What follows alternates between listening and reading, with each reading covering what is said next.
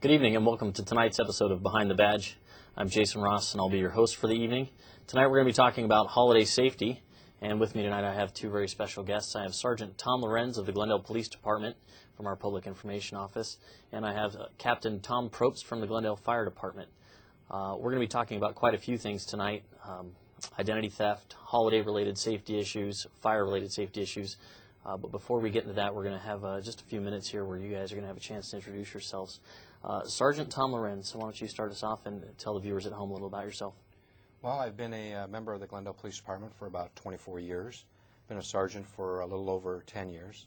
I've worked a variety of assignments. I've actually enjoyed probably more than half of my career in narcotics enforcement. I worked community policing. I really enjoy working with people and solving problems. Recently, though, I've been assigned in the last 5 years to the Office of the Chief of Police. And in that position, I've really enjoyed working with the administration, other people in the city government, city council, city manager's office. And it's a different side of things, but very enjoyable. And I really thank the city for allowing me to have a job here. Excellent. I would imagine that working in the Chief's office, you'd be really in touch with some of the issues we're going to be talking about tonight, the pulse of the community, if you will. And I'm sure some of the stuff that you've learned up there will help you answer some of the stuff we're going to talk about.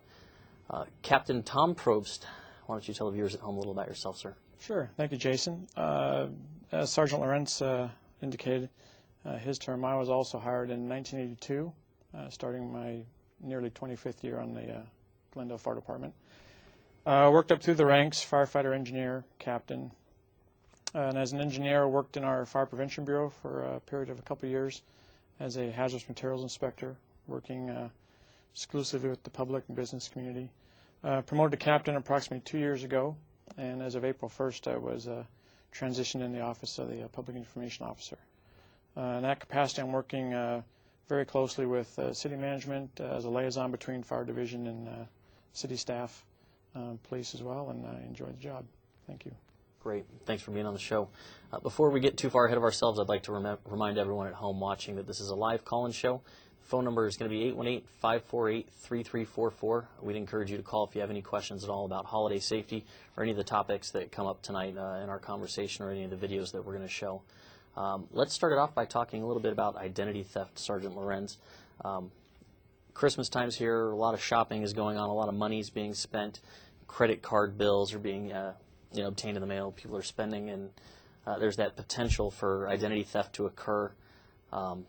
I would imagine a little bit more now during the holidays than typically, and let's talk a little bit about that. It's unfortunate when you talk about identity theft, and I think technology today enables a lot of people to assume someone's identity. It's on about the average right now in the last couple of years, about 500,000 victims per year. That's quite a few across the nation. It's one of the biggest problems we have. But when it comes to credit card, I think the smartest thing to realize, and debit cards, they're pretty much treated the same except for the fact that credit cards have greater protection for the consumer versus that of a debit card per se. So if you have a debit card that can act as a credit card, use it as a credit card. So you are actually borrowing the money from the bank per se until it's debited from your checking, and you're also assuming the protection in that manner. I often get questions, are credit cards safe to use and say at gas stations? Are they safe to use in stores, or are they actually safe to use on the internet? For the most part, yes. For the most part, yes. We just had a ring we broke up not too long ago, and it will happen. It's happened to me. It's happened to other people in the city. I think what the most important thing to do is to monitor your credit cards and to monitor your checking account. That's probably the best advice I can give anyone. I'm sure later on the show I can talk about a few other things, but it's an unfortunate thing that we have occurring. In just a few minutes, we're going to show a short video about identity theft. We'll get into more specifics, and let's talk a little bit about prevention, how to prevent identity theft during the holiday season. Like I said, credit card statements are coming in the mail, and those are a target. People can obtain your credit card statements and get your account information. I'm sure there are other precautions people can take during the holiday season with shopping and other activities to help prevent themselves from being victims of identity theft. Can you tell us a little bit about that? Absolutely. anyone who has a mailbox, whether you live in a condominium, a townhome, a residence, apartment complex, whatever it might be, make sure you have a locked mailbox. It doesn't take much for someone to steal your mail and find a credit card statement, and you say to yourself, well, how much damage can they do to me? All they have is my name and my account number, but they don't have my social security number. They don't know my password when I call in. You know, they have a password. What they simply do is, if the bill's not too much, but there's a high limit still available on it, they'll take your statement, and if it's a $25 bill, they'll pay your $25 bill and send it in, but they'll do a change of address. And so now the next statement that comes, or a couple other statements that come, maybe you start getting those checks in the statement where you can write a check versus using your credit card. Or what they'll start doing is maybe they'll get a new credit card. You just report your card stolen or something. Or the crook will do that, and all of a sudden you're getting their identities and their information. The other thing, too, is to shred everything that you get. When you go to the restaurant or you go to the store, if they have carbon copies that they're still using the paper system, ask for them to shred it or take your copy with you. For the most part, everyone is using electronic devices, but at the same time, watch where your credit card goes. If, in fact, your credit card is used behind the register and they swipe, make sure they're not swiping it in two different devices, because if they are, they're probably skimming your card and taking all your personal information. On the flip side of it, at a restaurant, people usually do walk off with your credit card and the waiter brings it back. You don't know what happens. And I'm just going to say the same thing again, is monitor your credit card activity. Something you just described, I think, is commonly known as an account takeover. The crook obtains your account information. They contact the credit card company, change the mailing address. They begin obtaining your credit cards and those checks that they sometimes offer in the mail. And one of the best ways of catching that is making sure that you know, did my bill come this month? Mm-hmm. Have I seen a statement? Is it possible to check it online to see if my balance is higher than normal? But being aware of those things is certainly going to help in catching that, because there are so many opportunities out there, you know, skimming it, waiters and waitresses in restaurants, gas station attendants when you handle the credit card. The possibilities are out there, but I think that was key, what you touched on there. Well, I think what's most important, because it also happened to my mom here not too long ago. She lost her card. But I think what people really have to do is not only, because during the holiday season, you're making so many transactions on your credit card that log on to your credit card, whatever website they have. And most companies now, you can monitor the activity. Within 24 hours, your purchases are posted. And if you're going to be making a lot of purchases and you're trying to get points or something like that, and you pay it off at the end of the month, monitor the card again, because you will find out if they realize that someone's making a lot of purchases, they'll sneak in a $100 charge, a $25 charge, and you may not even realize, oh, that wasn't my charge, but they actually got you. And just a few seconds of looking at your credit card bill and making sure that everything on there is yours can certainly save you a lot of trouble. We're going to go to that identity theft video here in just a second. I'd like to remind everyone at home it's a live call-in show. It's 818-548-3344. We'd love to hear from you. We're going to be talking about a lot of subjects tonight that are pretty relevant to the holiday season coming up, and we'd love to hear from you and maybe address something that we otherwise might not cover. But let's go ahead and take a look at that video.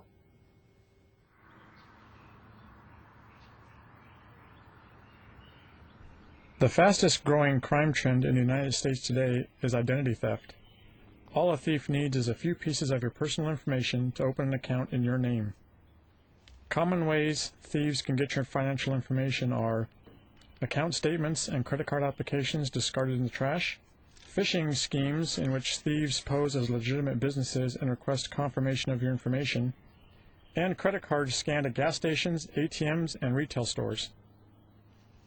Some simple ways you can protect yourself include shredding all new account applications and documents containing personal information, regularly request a copy of your credit report from 3 reporting agencies, contact credit reporting agencies and have them alert you when new accounts appear, and never give out your personal information without confirming the business or persons requesting it. Always keep in mind there are criminals that are always trying to outsmart you. Protect yourself. Stay one step ahead of them. That video really touched on the importance of monitoring the activities. And something else that just came to mind is that during the holiday season we think about shopping and presents, and we'll talk about that in a little bit. Shopping at the mall and putting a ton of valuables into your car and going back inside for another trip so you don't have to haul them around. Vehicles are subject to being broken into despite car alarms and whatever precautions you might take. Keeping financial records, credit card statements, personal information in your vehicle is not the greatest idea. And nowadays, personal information, account information, things like that are more valuable than the VCR or DVD player or Walkman you just bought for Christmas that you've put in your car. Let's change things up a little and talk to Captain Probst about some of the fire-related issues during the holiday season. I know one of the biggest things, and it's pretty impressive, is seeing a video of a Christmas tree burning. Every year, Christmas trees, I imagine, start quite a few fires, and there's a lot of issues surrounding those. Can you briefly touch on the importance of watering a tree and whether or not it's safe to have a real tree in your house?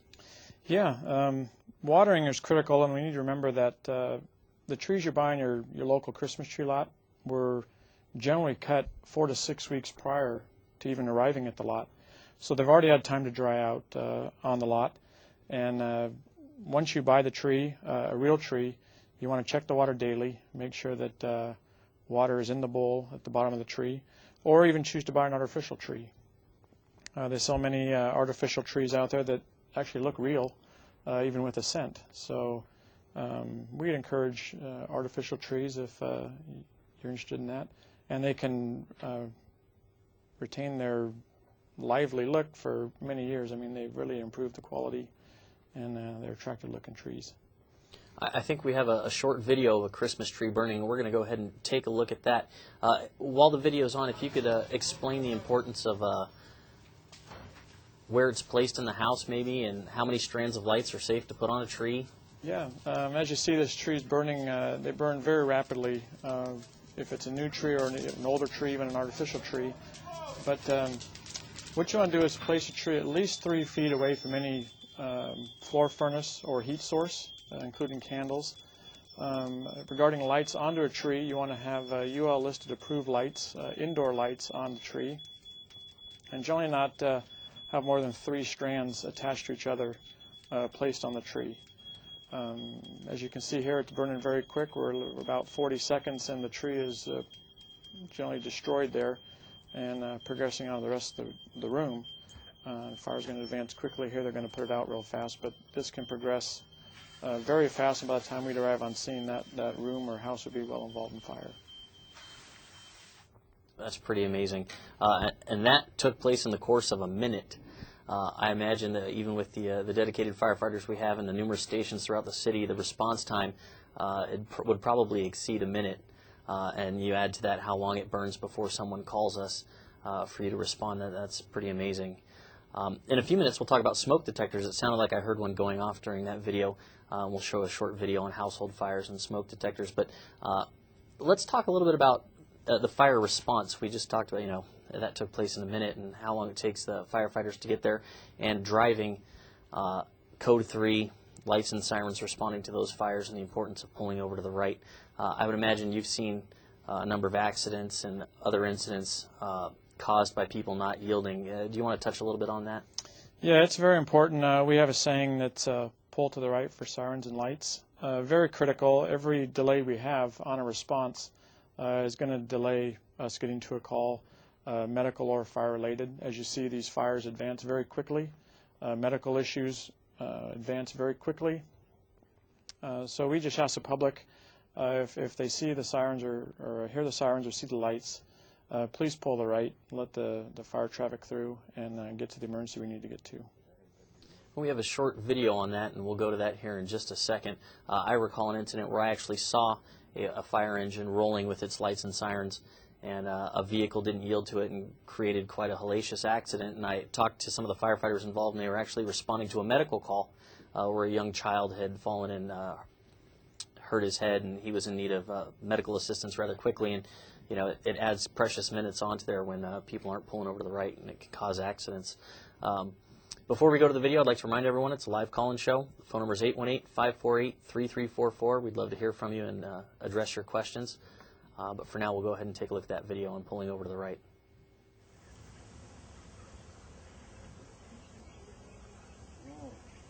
Emergency situations happen every day. Everything from house fires to bank robberies to medical emergencies. Oh my God, Uncle John, are you okay? Can you hear me? In any of these situations, first responders need to get to a location as quickly and safely as possible. Hello? Hi, will you please send paramedics? My Uncle John just collapsed. I think he had a heart attack. Engine 25, RA25, not breathing. 8247, Canfor Drive. 8247, Canfor Drive. Citrus and Amber, red 1. Have you ever wondered why it is so important to pull over when an emergency vehicle is driving with its lights and sirens? It's more than likely to save someone's life. Every minute counts. He's not breathing. Please hurry.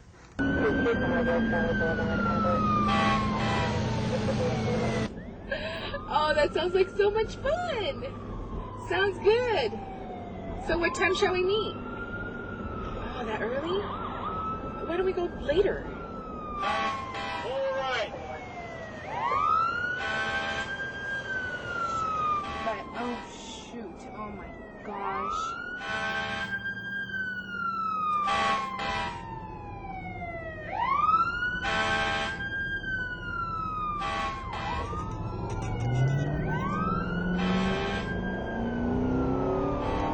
Let me call you back. Okay, bye.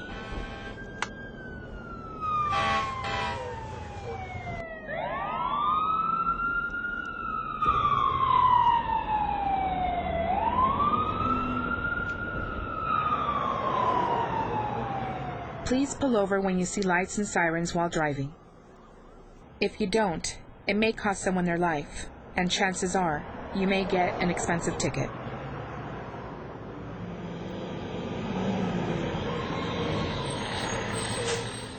The consequences of a ticket is far less than losing a close friend or a family member because emergency vehicles could not get to the location quick enough. Please pull to the right safely for approaching emergency vehicles. It will save a life.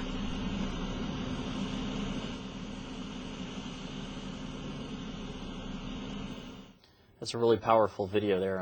I can't tell you how many times that we've seen in our line of work people driving now with cell phones and other distractions in the car, not paying a bit of attention to what's going on. They'll slam on their brakes. People don't realize how big fire engines are and how far it takes them to stop. They panic. They hear sirens. They're not looking around. And like the video said, it adds precious minutes to the response time that you guys need. That's really important, especially during the holiday season. Let's go ahead and change things up a little bit and talk about driving, since we were talking about pulling over to the right, and talk about nighttime driving. Sergeant Lorenz, with the holiday season, there's more nighttime hours, less sunlight, and that presents certain hazards on top of drinking and other holiday-related issues that may complicate driving. You want to touch on that a little? Yes, as everyone knows, that actually I think it's this weekend we actually have we fall back, spring forward. Yeah, we turn the clocks back this weekend, and it does get darker early. And as a result, when people are going home from work, a long day at school, whatever it might be, traffic is very heavy around between 5 and 7 o'clock, and of course it's dark out there, and we do have increased problems. Couple that with the fact that in less than a month is Thanksgiving, and the day after Thanksgiving starts the traditional holiday shopping season. And when people get off work, they're going to the mall. The weekends, traffic is much heavier, people going shopping, visiting friends, catching up on things, running all their errands. And because of the distractions with not only the phones, but trying to figure out what store I'm going to go to, what I need to get, forgetting to do something, causes great havoc on the streets when you're not concentrating on what you should, and that's your driving. We call that impairing your or divided attention, dividing your attention and multitasking. If you have too much on your plate, you're not going to be able to do it safely. Then if you want to add alcohol to it, you really have a problem with dividing your attention. You won't be able to multitask, and I guarantee you that you'll end up in an accident. And if it's not you, someone else will suffer the consequence of that. Talking about alcohol and its role in the equation, driving and divided attention and paying attention to things, does the holiday season present more opportunities to find DUI drivers? Does the city do anything to address that with DUI checkpoints or added enforcement during the holiday season? We do throughout the year. The Police Department, the Traffic Bureau, obtains several grants from California Office of Traffic and Safety, OTS, and they do a very good job with using that money directed by the grant process to do enforcement and education. Oftentimes, people wonder why we have so many officers at a particular intersection. Well, that's our Traffic Bureau. And our Traffic Bureau is responsible for doing that enforcement. They're responsible for providing education through that high visibility. People have to know there are consequences for that. And during the holiday season, we tend to celebrate a little bit. And when you celebrate, you have to have the common sense not to drink and drive. And I'll just add to that, if people want to use drugs, you're going to have the same problem. And you'll suffer, actually, more penalties. But driving and alcohol does not mix. In fact, there's a new bill that's actually being sponsored, I hear, that's coming up. Recently, we had some hit and runs. One was on South Glendale. We apprehended that person. To this day, we'll never know if the person was drinking or driving because the person had fled and we caught them a period of time later, days later. But we're trying him for murder, actually. And people, well, why murder? It was not intentional, of course. But he had a horrific driving record where he had 7 previous tickets by our officers, and actually one of them was for failing to yield to a pedestrian. Was it the lack of attention on the roadway, or was it just rudeness behind the wheel of a car with this particular individual? I'm not going to try to predict or Monday morning quarterback that. But since he did go to driving school a couple times, they had told him over and over again, your driving habits one day will kill someone. And it was made very clear in one of the classes. Hence, when he ultimately did that, after being forewarned and receiving tickets, we now can, under a case law, we can try him for murder. You will suffer the consequences. That's really powerful. I was in court recently, and I heard actually a judge admonish someone for a DUI conviction, and they advised them that if they were ever to consume alcohol and drive and get in an accident where someone is killed, they will be tried for murder. And it's put on the record so that if this ever happens again or they actually kill someone, they're getting tried for murder. And I hope that strikes a chord with some of the viewers at home. I'm sure there's people watching. We go to a holiday party and you have a few glasses of wine, have a good time with coworkers. There's parties galore during the holiday season. And you think you're okay to drive home and you don't really realize the dangers involved. I hope that struck a chord with anybody watching or anybody that knows a relative that may be drinking and driving and hasn't gotten caught yet. It's a real serious issue, and especially during the holiday season, anytime there's a serious accident, a fatality, somebody injured, it hits home twice as hard. I'd like to remind everyone yet again, this is a live call-in show. The phone number is 818-548-3344. We'd love to hear from you. In just a couple seconds, we're going to go back to the fire side of things and show a short video on household fires. Captain Probst, can you tell us, do we see more household fires during the holiday season because of cooking and more people being in the house and the Christmas trees and all that? Yeah, generally we do find an increase around the holidays. Several factors. One is Christmas trees. One is using the holiday lighting and possibly having some electrical cords that are old, abused, and frayed. But we do have an increase in some kitchen fires. We have stoves that maybe not be maintained through the year as they should, or even just a distraction of family members cooking a meal, having, as you mentioned, friends and family over and get distracted in talking, or get involved in some family fun and forgetting what was in the kitchen. And next thing we know, we have a fire in the kitchen, on the stove, or in the oven, and it can get very serious very fast. Let's go ahead and take a look at that video here, and we'll have time for some calls after that. I'd like to remind everyone again, the phone number is 818-548-3344. Please give us a call, and we'll take some calls here after this video.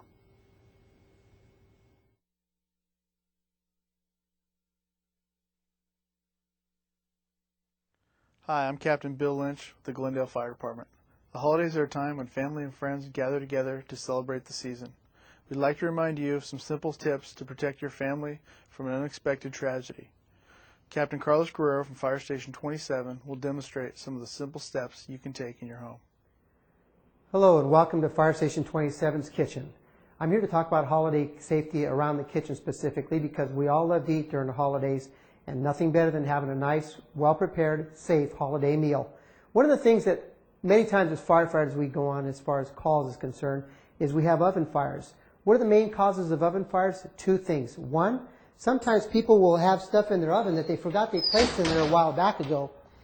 In this case, somebody left the box in here because they felt it was a great place to store it. That's one of the things you want to do is remove any items that are combustible that should not be in your oven, but I know things get stored in there. Another one of the things I want to show you, sometimes with your kitchen, if your oven is dirty, if you have grease droppings or any oil residue that's left from the last time you cooked, maybe Thanksgiving dinner, you need to make sure that you clean that really well, because what happens is the heat builds up, it flashes, and all of a sudden you have a major fire inside your oven, and it could be potentially dangerous when you open your oven door and go to check to see how your food's cooking. You may have a flash fire. Remember, if a fire and flames do come out of your oven, quickly close the oven door and back away from it. Call the fire department immediately. Anytime you have a potential kitchen hazard or fire, never hesitate to call the fire department. But some of the things you can do around your kitchen to be safe are very simple, but yet sometimes overlooked. Very quickly, any pot or any pan with the handle that's facing out is a potential hazard. Children around the kitchen area can easily tip this over, or an adult reaching over to grab something else can knock it over and cause severe burns to yourself or your loved ones. Many times children are running around the kitchen area. Please try and advise your kids to stay out.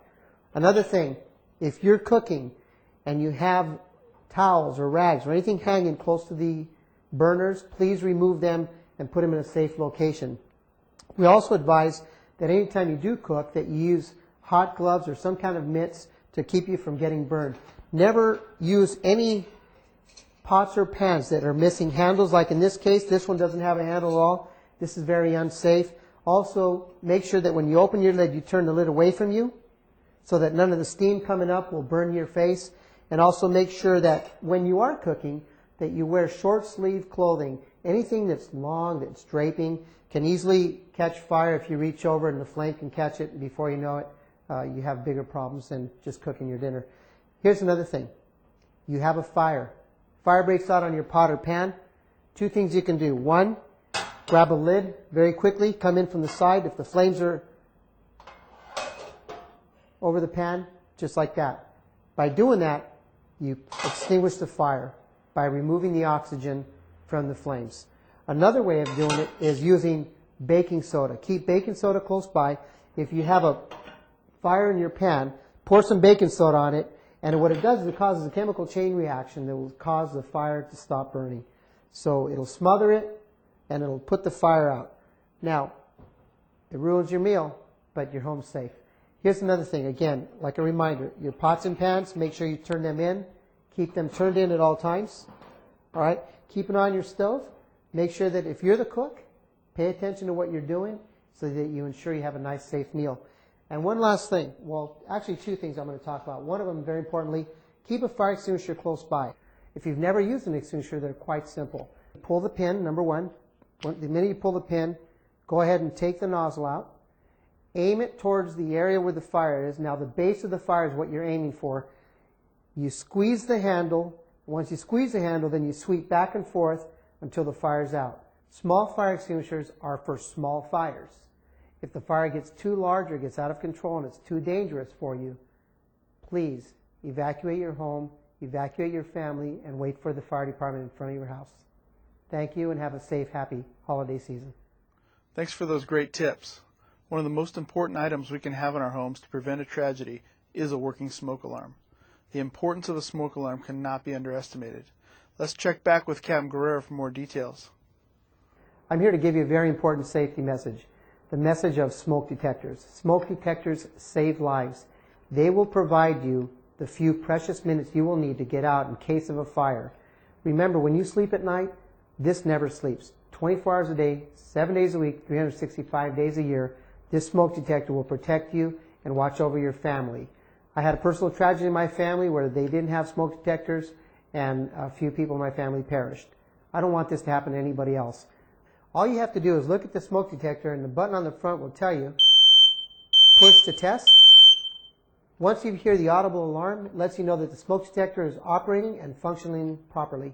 Now, there's two types of smoke detectors. Usually, They're battery operated. 9-volt batteries need to be changed twice a year, usually at the fall and spring. And also there's hardwired. Make sure that your smoke detector is clean, dust free, and that you never paint over your smoke detector. This will protect you and your family and allow you to get out of your home quickly in case of a fire. Thank you and have a great day. And always remember, every 6 months when you change your clock, change your smoke alarm battery. For more holiday safety tips, feel free to give us a call at 548-6402 or visit us at glendalefire.org. Glendale Fire Department would like to wish you a safe and happy holiday. Welcome back to the show. We're talking about holiday safety tonight, and we have our first caller of the evening. We have Lily in Glendale. Lily, are you there? Yeah, hello. Hi, you have a question about failing to yield to emergency vehicles? Yeah, I just saw your segment on how to stop and yield to a fire truck, and I was wondering, would this go on my record if I did get a ticket for this? That's a really good question. I think I'll let Sergeant Lorenz handle that one here. Does it go on your record? Absolutely, it'll go on your record, and it's not a cheap ticket either. On top of that, your insurance company is going to ding you. And you know what? If you get pulled over, if that's your concern about getting a ticket, I think probably your bigger concern is that you probably should concentrate on your driving. I hate to keep going back to that. I think the video kind of portrayed why it's so important for a police officer or a firefighter to get to a location quickly. As that one video when my counterpart Tom Probst was talking about the tree, and you saw the seconds, how fast that went up to the point where someone might be having a heart attack or a severe head injury. Seconds count, and when we get delayed 10 seconds, 15 seconds, 20 seconds, the average shooting a police officer gets involved in only lasts for 2 to 3 seconds. And if there's a shooting at some location where someone needs help, say a bank robbery or a liquor store robbery, and we can't get there quick enough, you know, I'm not so much worried about catching the suspect and taking him off the street than get there to make sure that the other citizens, the innocent bystanders, don't get hurt. And I need to get there. Lily, I hope that answered your question. It certainly does go on your driving record, and we were unsure about how many points it is on your driving record, but it's a hefty fine, and it's one that police officers write all the time because we take that violation very, very seriously. Did you have something you'd like to add? And if I can add to that, what we do here in the city of Glendale, we have a good relationship with the fire department. Firefighters don't have time to pull you over and give you a ticket. So if you want to mess around with a fire truck or not be so attentive to your driving, having what's around you, what we do now is if we're patrolling an area and we see a fire truck or an ambulance or the paramedics coming through the area and they're going code 3, and we're not on a call, we're on a regular patrol, we will get in behind that emergency vehicle and we will follow them code 3 off to the side of it, and we'll look ahead, and if we see someone not yielding, once that fire truck does get by, you're immediately going to get pulled over. So don't be surprised if you see a fire truck and then a police car in tandem. And if you ever wondered why that's happening, it's probably because we're watching for someone to fail to yield. I'd say it's probably pretty rare that a police officer follows a fire engine or an ambulance and doesn't see someone fail to yield in some form or another. Slow down, pull to the right, clear the roadway, because if traffic on both sides of an opposing street, a two-way street, pull to the right, it leaves the entire middle of the street wide open, and you know those big engines need a lot of room to turn, and it just makes a safer environment for everybody who's responding to an emergency to get there. Looks like we have our second caller coming in, and in just a few minutes we're going to talk about fire extinguisher and smoke alarms in the house. That video talked about smoke alarms quite a bit. Makes me think maybe I need to go home and check the batteries in mine, and also do I have a fire extinguisher in my house and where is it at? I'd like to remind people it's a live call-in show, 548-3344. Captain Probst, can you talk a little bit? We have a fire extinguisher here, about the importance of having a fire extinguisher at home, the types of fire extinguishers there are, and smoke alarms. Sure. Here is an actual extinguisher we have with us tonight, and I'll just go over a couple of the brief things on it. One is the rating, and this is a rating of what we call an ABC extinguisher, or multi-purpose. And A is a normal combustible type material, paper, cardboard, trash like that. B is a flammable liquid type fire, and C would be a electrical type fire. So this is a very good type of extinguisher that could be used in any home or apartment or business in town. We actually require these in businesses and apartments that we inspect yearly. So these are found at hardware stores. They're very inexpensive, but if a fire does break out, they can suppress the fire very quickly and save your home and business and property.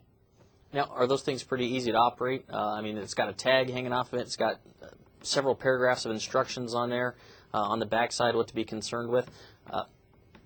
Yeah, they are very easy to operate. What this tag indicates is when the last time this extinguisher was inspected. We require them to be inspected on an annual basis, and this one was done in this year of 2007, so it's good. Also shows a gauge.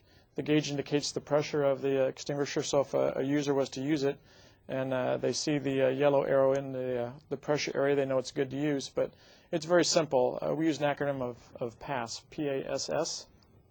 The P would be pull the pin, the A would be to aim, and you're aiming the nozzle and the horn at the base of the fire.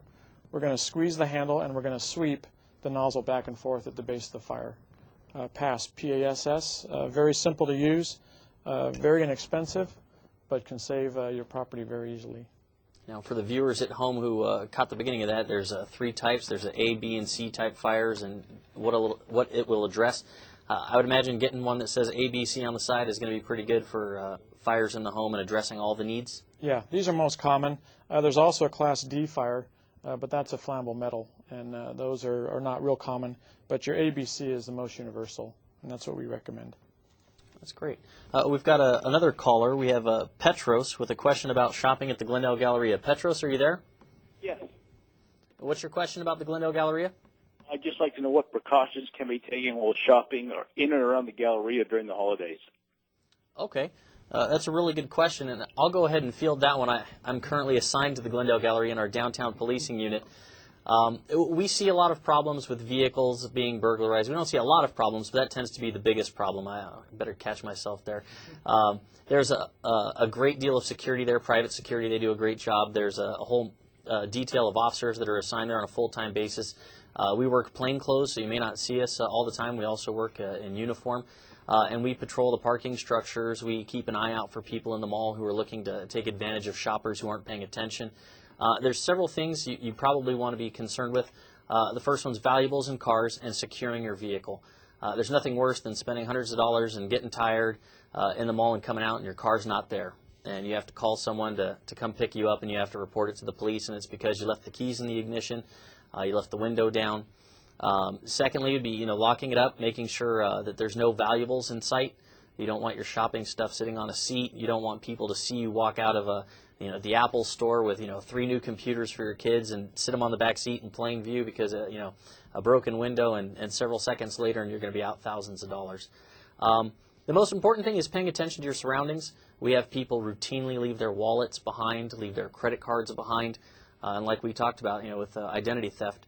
Nowadays, you leave your credit unattended for a few minutes, people jot down numbers, you leave your driver's license behind, and a lot of bad things can happen with your credit and identity theft.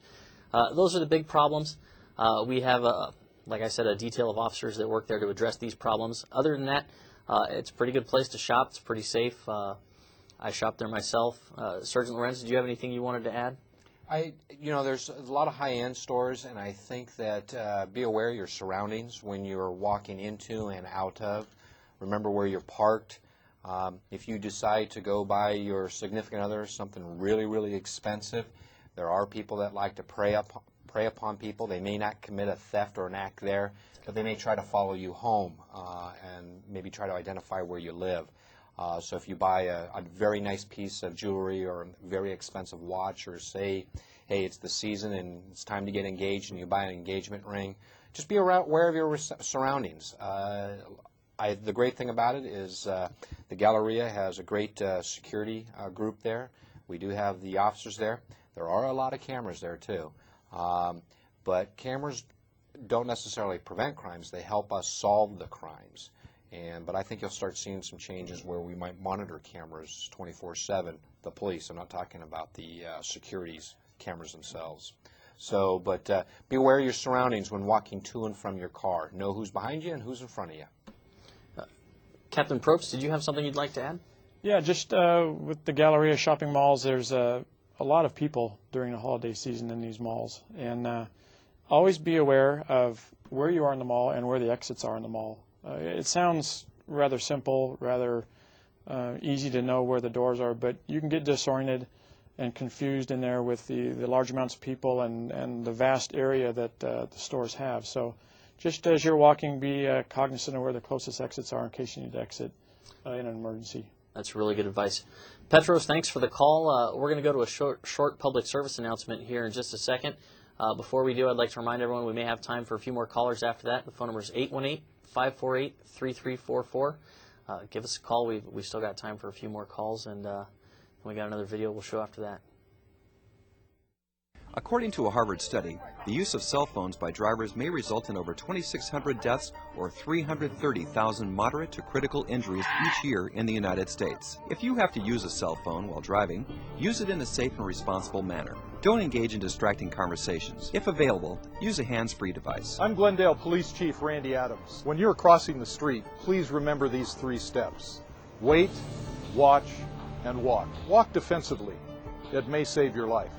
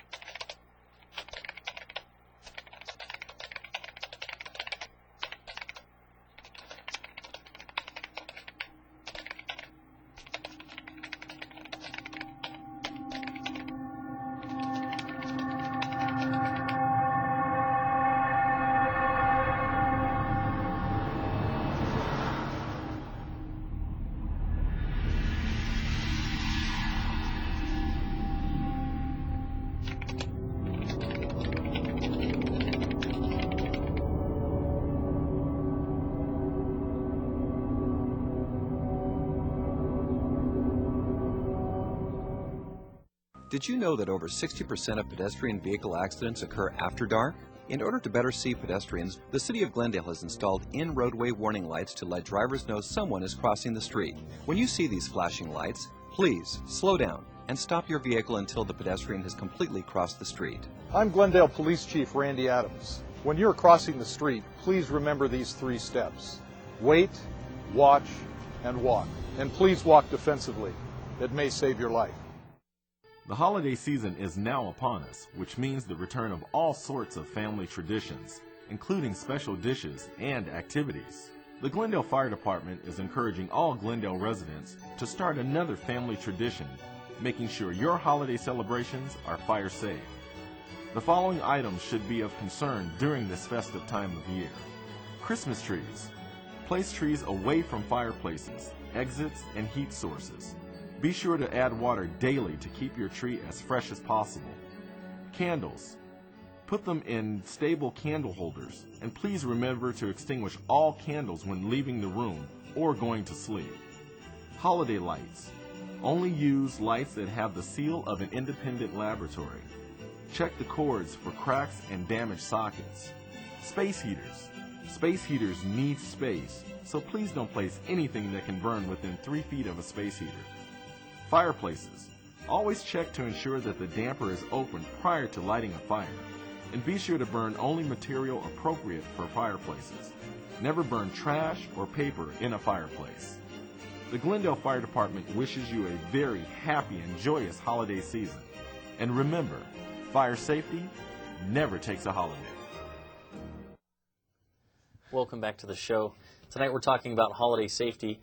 And we have another caller on the line. Steve has a call about alcohol and domestic violence. Steve, are you there? Hi. Yeah, I'm here.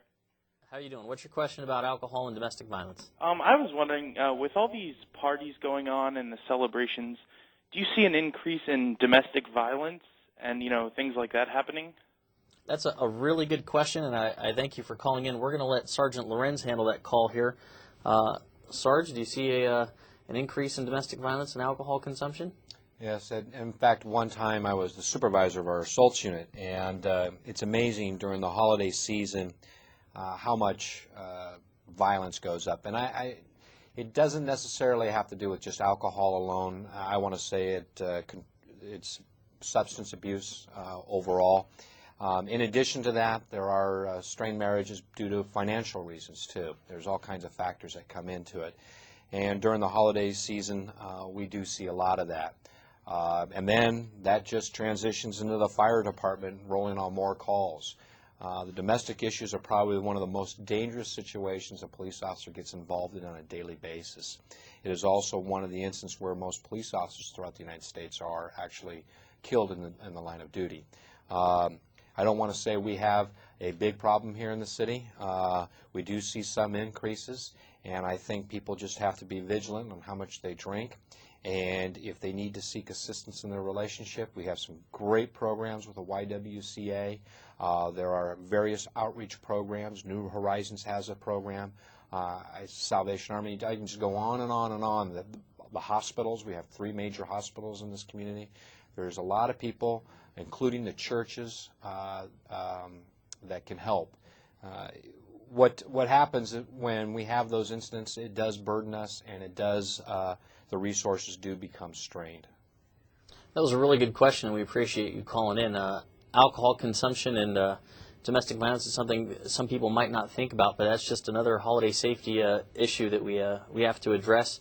And it's kind of sad that sometimes the holiday seasons are marred by domestic violence and family issues, but it's kind of a fact of life when you put the strain of financial burdens and present buying and going to visit the in-laws and consuming alcohol. It's an interesting mix. Let's talk briefly about post-Christmas, post-holidays, be it whatever winter holiday you celebrate, and what you can do to prevent yourself from being victimized afterwards, Sergeant Lorenz. Well, yeah, that's a good thing, and we don't think about that too much. Right after the holidays, whatever holiday you're celebrating, because there are several in the months of from the end of November on into early January, there's several different holidays that people celebrate, and gifts are usually exchanged. What we tend to do immediately after that is try to get as much of the trash out of our house and out to the curbside, so that the sanitation department can pick it up and move it off to the yard. The problem is, though, that if you're not careful how you dispose of your trash, that could cause you to become a victim. If you get a new computer by chance and you have a big box, break that box down and put it in the recyclables container. Don't leave that box right outside so everybody that drives by your house or your apartment or whatever it might be, and make it a big, huge billboard. Hey, I just got a new computer, camera case, or you have a lot of bags from high-end type stores, Macy's. People know, oh, this is the house to hit here. Or this is a house that has a nice piece of electronic, because I know it's there because it's sitting right out there at the curb. Well, in just a minute here, we're going to have some closing statements from you both. Captain Probst, I'd like to talk about smoke detectors real quick. We talked about the fire alarm, or I'm sorry, the fire extinguisher. Might not do you a whole lot of good, though, if you don't have smoke detectors in the house to alert you of that. Can you touch briefly on the importance of those and maybe some things people can do to make sure they're working and installed properly? Exactly. Yeah. Smoke detectors are a proven life-saving device, 24/7 in your home every day. And we encourage every homeowner to have or install, maintain your smoke detectors. And actually this weekend, as Sergeant Lorenz mentioned, when we set the clocks back an hour, we have a saying of change your clocks, change your battery. That way we ensure that your smoke detector will be working properly if needed, at least if you've changed those batteries twice a year. Some of the newer ones are what we call hardwired, but they do have battery backups in case you have a power failure, so you want to check those as well. But the smoke detector is very important and will save lives. All right. Well, in just a minute here, we're going to have a short segment on Officer Ubel, who used to host the show. But before we do, I'd like to give both of our guests here an opportunity to give us some closing statements. Once we finish with that, we don't have any other callers. Sergeant Lorenz will introduce the video, and that'll wrap it up for the rest of the evening. So, Captain Probst, some closing statements, final thoughts maybe that we haven't addressed, and I'd like to thank you yet again for being on our show tonight. Yeah, well, thank you, Jason. I appreciate being here and representing the fire department and providing safe tips to our public. But just to reiterate again, the fun of having a holiday Christmas tree, but the dangers of not taking care of it. please check and maintain your water. Use approved indoor lighting on your tree. Try and, if you do use candles, keep those away from the tree or anything flammable near your tree or the candles. Maintain your smoke detector. And again, when you're out and about in the community, please pull to the right for sirens and lights and help us get through the traffic to the emergency we need to in the most quick and efficient way. So thank you again for having me. Thanks for being on the show. Holiday. Thanks. Yeah, I think we pretty much hit the nail on the head there. Those are really important things, and if people aren't mindful of those few points you gave just there in closing, that tragedies can happen, and during holiday season, it's the last thing we want to see. Sergeant Lorenz, any closing thoughts on holiday safety precautions? Anything else we may not have touched on? We had a whole host of things here, and I think the strongest message we can send to the public here is the fact that both fire and police are here.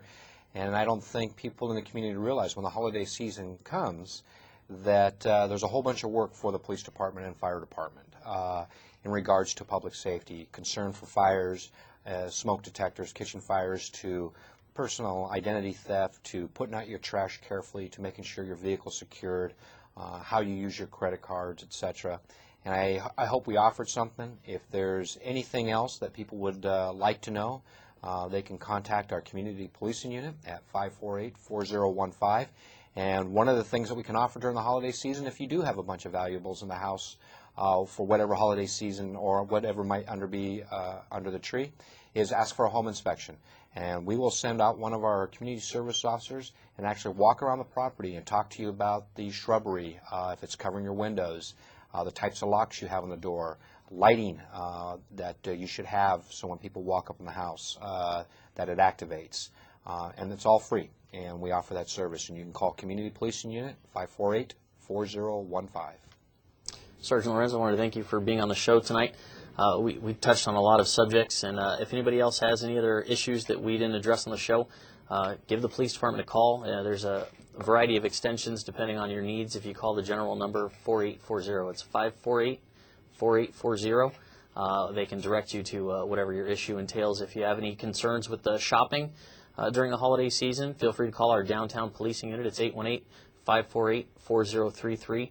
They can help you with any concerns you may have for shopping during the holiday season. We touched on a few of those things. Thank you for tuning in tonight. We're going to end the show here in just a minute with a video on Officer Ubel, and I'm going to hand it off to Sergeant Lorenz. Sergeant Lorenz, you've got a few things you'd like to say? Thank you. Jerry Ubel and I, we started in the academy together some 24 years ago. He was my elder by 10 years. I was 20 and he was 30. And yes, they do hire at 20 years old in the city of Glendale, so I'm very fortunate to have a long career here.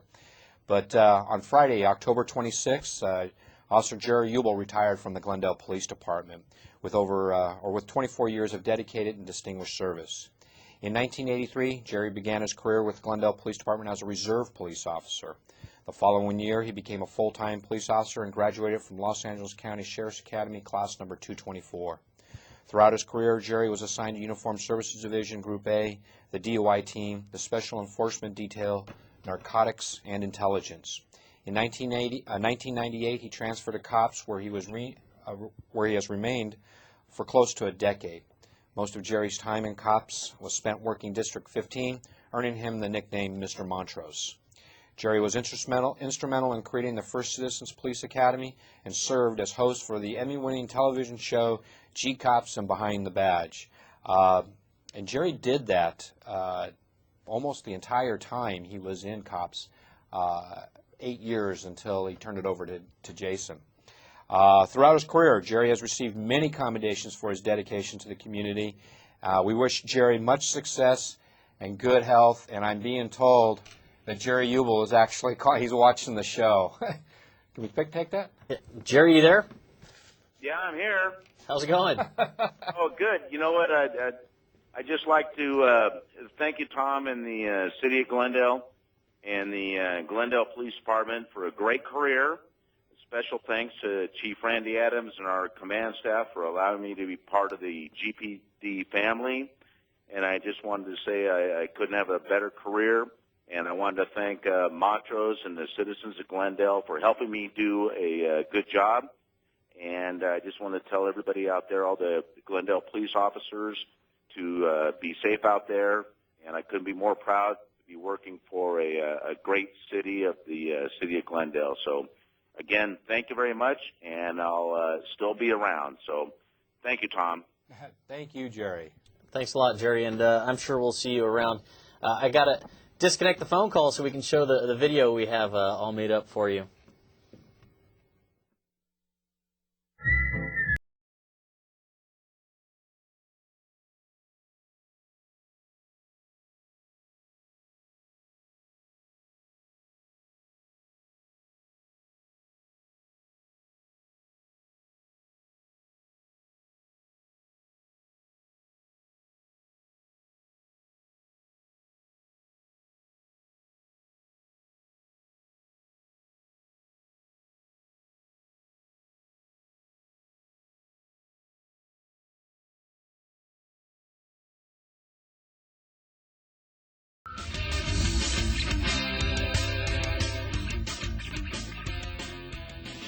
You know, Rod, every time I see that opening, I just love it. The only problem is I'm not in it. Do you think maybe we could get that fixed next week? Well, with that, good evening, ladies and gentlemen. My name's Officer Jerry Ubel. I'm your host tonight for this evening's show. A little background about myself. I've been a police officer for 14 years. I was born and raised in the city of Glendale, and I still reside in the area. I worked patrol for about 1 year, and after that I went to the drunk driving team. Worked that detail for about 2 years. Then from there I went to our special enforcement detail. Our special enforcement detail is a 4-man undercover unit that works special problems within the city. After I worked in the special enforcement detail, I went on to work Vice Narcotics. I worked in Vice Narcotics for about 5.5 years. Hence, that's why I was asked to be the host for tonight's show. Tonight's subject is Vice and Narcotics. From there, I went on to work. I've been assigned to our community-based policing unit, which is about 10 people in our detail, and I've been there for about a year now. Ida, you said you're in 7th grade? Yeah. Do me a favor, have your parents call me tomorrow because you're too young to be dating, okay? Okay. Thanks for calling. Thank Have you. a good night. Bye. Bye-bye. And also to my right, and it would be your left, we have Ash Mancarios. You said in the LAPD? No, in the Los Angeles area. Los Angeles. How come you didn't apply for Glendale? You know what? We have the highest paid department. I was volunteer for Glendale myself. They can get a permit for the door-to-door hangers, if that makes any sense. So let's see. Tell viewers that the phones are down for now. Okay, folks. Is it 8 o'clock yet? The phones are down. So if you're trying to call us, we do apologize. But like I said, we do. This is a new studio, and we are working the kinks out. So, I'm sorry. Line 2. Line 2. We have a caller. So my computer's down. Okay. Let's see if this works. Line 2. Welcome to the show. Well, I'll tell you, you really hit I don't know if I should call it a soft spot, maybe a possession that I have with people that park in handicap stalls. And before I start ranting and raving about that, I'll go ahead and let Lisa answer your question about calling the police when people are illegally parked in handicap and disabled person spots. And like I said, I write quite a few of those. So if you park in a handicap zone and you don't have a placard and you see me, it's going to cost you $335. There'd be no warnings, so don't park in the handicap zones. When I worked narcotics, I did the same thing, the long hair and the beard and everything, and it's funny when you go to restaurants how they treat you quite differently. I don't know if you got that or not, but I certainly did. Definitely. You know, I don't know if it happened to you two, but I remember when I first hired on 21 years ago. I was a young man of 30 years old, but I remember, the first time sitting in the driver's seat of a police car. I mean, I thought, well, it's just like driving a regular car. It was like I had never even driven a car before. It was a totally different experience for me. And when you first stop that first person, turn the lights on, they pull over, it's really quite a different experience. And how old is a senior citizen? Anybody over 65 years. 55 or 65? 65. That's awfully... You're okay, Jerry. Yeah. Getting up there, though. Okay. I'm glad it's not 55. I'm not 55, No. but close. Okay. All right. Take care and be safe out there.